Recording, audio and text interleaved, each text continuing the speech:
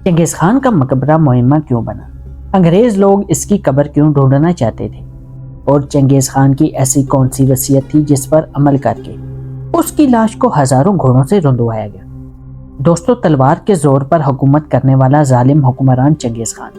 4 کروڑ انسانوں کا قتل عام کر کے دنیا کے بڑے حصے پر قابض تو ہو گیا، لیکن اپنی عجیب و غریب وصیت سے لوگوں کو حیران بھی کر گیا۔ وصیت کے مطابق کہا گیا کہ اس کو ایک ایسی گمنام جگہ دفنایا جائے جہاں کسی انسان کی رسائی ممکن نہ ہو سکے، اور یہی ہوا۔ فوجیوں نے اسے دفنانے کے بعد اس کی قبر پر قریباً 1000 گھوڑوں کو دوڑا کر زمین کو اس طرح برابر کر دیا کہ قبر کا کوئی نام و نشان باقی نہ رہا۔ چنگیز خان کا مقبرہ دنیا کے لیے ایک معمہ بن گیا جسے حل کرنے کے لیے 8 صدیوں تک کوششیں جاری ہیں، لیکن اس کی قبر کا سراغ تک نہ مل سکا، یہاں تک کہ نیشنل جیوگرافک نے سیٹلائٹ کے ذریعے یہ قبر تلاش کرنے کی مہم بھی شروع کی جس کا نام ویری آف خان پروجیکٹ تھا، لیکن اس پروجیکٹ سے بھی کوئی خطر خواہ نتائج سامنے نہ آ سکے۔ اس کے علاوہ 90 کے عشرے میں جاپان اور منگولیا نے مشترکہ طور پر چنگیز خان کی قبر تلاش کرنے کے لیے ایک گروان گول نامی مشترکہ پروجیکٹ پر کام کرنا شروع کیا۔ اس پروجیکٹ کے تحت چنگیز خان کیدنی نامی جس علاقے میں پیدا ہوا اس علاقے سے تحقیقات کا آغاز کیا گیا، لیکن اسی دوران منگولیا میں جمہوری انقلاب آ گیا جس کے بعد کمیونسٹ حکومت ختم ہو گئی اور جمہوری نظام قائم ہو گیا، لہٰذا نئی حکومت میں گروان گول پروجیکٹ کو بھی رکوا دیا گیا۔ چنگیز خان کی قبر کا سراغ لگانے والا ایک اور مشن بھی پایا تکمیل تک پہنچنے سے پہلے ہی ناکام ہو گیا۔ پیارے دوستو، کہا جاتا ہے کہ محققین کی اکثریت اسی بات کو ذہن میں رکھ کر مقبرہ تلاش کرتی ہے کہ چنگیز خان کا مقبرہ بھی ہر بادشاہ، سلطان اور عمرہ جیسا عالیشان ہوگا، کیونکہ اس وقت جنگجو بادشاہوں کی قبریں زمین سے قریباً 20 میٹر گہرائی میں ایک بڑے کمرے کی شکل میں ہوتی تھی جس میں بہت سی قیمتی اشیاء بھی رکھی جاتی تھیں۔ ان میں چینی رت، قیمتی جواہر اور روم سے حاصل کی گئی شیشے کی بہت سی چیزیں شامل ہوتی تھیں۔ مانا جاتا ہے کہ چنگیز خان کی قبر بھی ایسی قیمتی چیزوں سے لبریز ہوگی جو اس نے اپنے دور اقتدار میں جمع کی ہوں گی، لیکن حقیقت اس کے بالکل برعکس ہے۔ اب چونکہ منگولیا کے اعلان بطور یونیورسٹی کے ڈاکٹر دیما جاویدی بنٹار 2001 سے جنگجو بادشاہوں کی قبر کی کھدائی کر کے ان کے بارے میں معلومات حاصل کرنے کی کوشش کر رہے تھے، لہٰذا اس حوالے سے تحقیقات کے نتیجے میں بہت سی آراء سامنے آئیں،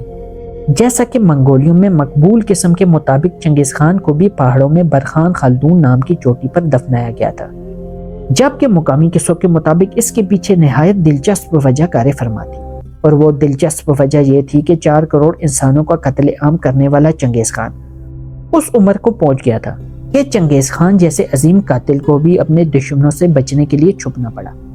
جب اسے چھپنے کے لیے کوئی جگہ نہ ملی تو یہی پہاڑ اس کی پناہ گاہ بن گئے، اور عرصہ دراز سے وہیں بھوکا پیاسا رہنے کے بعد چنگیز خان اسی پہاڑ پر فنا ہو گیا، لہٰذا مرنے کے بعد اسے وہیں دفنایا گیا۔ یہ قصہ بہت سے منگولیوں کے نزدیک مشہور ہے، البتہ ماہرین کی اکثریت اس بات سے متفق نہیں ہے،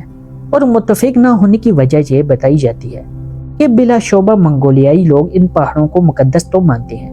لیکن اس کا یہ مطلب ہرگز نہیں کہ چنگیز خان کو یہاں دفنایا گیا ہوگا۔ البتہ خدشات کے پیش نظر ان پہاڑوں پر آج بھی شاہی خاندان کے سوا کسی اور شخص کو جانے کی اجازت نہیں،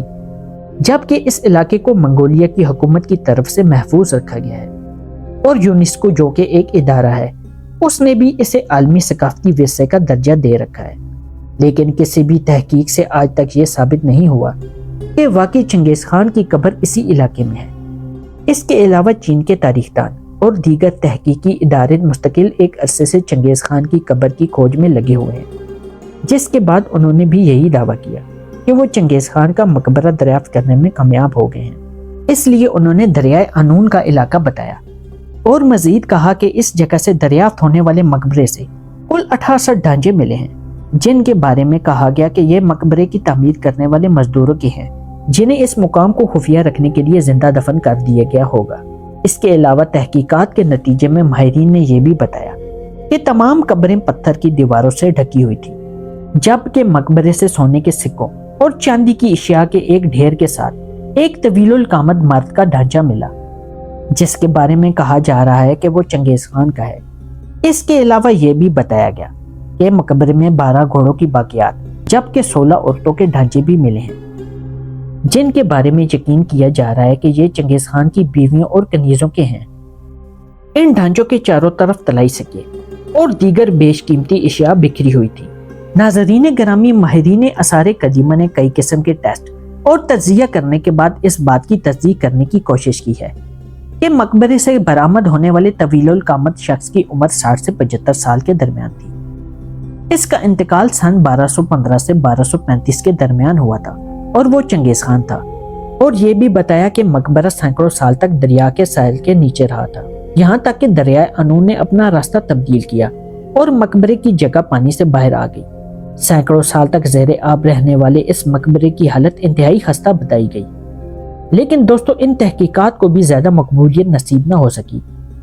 اور کہیں سے یہ ثابت نہ ہو سکا کہ اس تحقیق سے حاصل ہونے والا ڈھانچہ دراصل چنگیز خان کا ہی تھا، اور اس طرح یہ معمہ آج تک معمہ ہی بنا ہوا ہے۔ اس خبر کو جھٹلانے والوں کا خیال ہے کہ رقبے کے لحاظ سے منگولیا اتنا بڑا ہے کہ اس میں برطانیہ جیسے 7 ملک آ سکتے ہیں، لہٰذا اتنے بڑے ملک میں ایک نامعلوم قبر کو تلاش کرنا سمندر سے خاص مچھلی کو تلاش کرنے کے مترادف ہے، جبکہ منگولیا ایک پسماندہ ملک ہے جہاں کئی علاقوں میں پکی سڑکیں تک نہیں، آبادی بھی بہت کم ہے، لہٰذا یہ ممکن نہیں کہ چنگیز خان کی قبر کو اتنی آسانی سے تلاش کیا جا سکے۔ ساتھیوں، دلچسپ بات یہ بھی ہے کہ چنگیز خان کی قبر تلاش کرنے میں غیر ملکی لوگوں کی دلچسپی تھی، جبکہ منگولیا کے لوگ چنگیز خان کی قبر کا پتہ لگانے میں دلچسپی نہیں رکھتے تھے، اور اس کی بڑی وجہ صرف ایک خوف تھا۔ کہا جاتا ہے کہ اگر چنگیز خان کی قبر کو کھودا گیا تو دنیا تباہ و برباد ہو جائے گی اور چنگیز خان دوبارہ زندہ ہو جائے گا، یا اس کی قبر کو دیکھ کر لوگ اس کی خصلت اپنانے کی کوشش کر کے انسانوں کا قتل عام کریں گے، اور اس طرح ایک وحشی قوم وجود میں آئے گی، یہ دنیا کو تباہ و برباد کر دیں گے۔ یہی وجہ ہے کہ منگولیوں کے دلوں میں وہم نے اپنی جگہ پختہ کر رکھی ہے،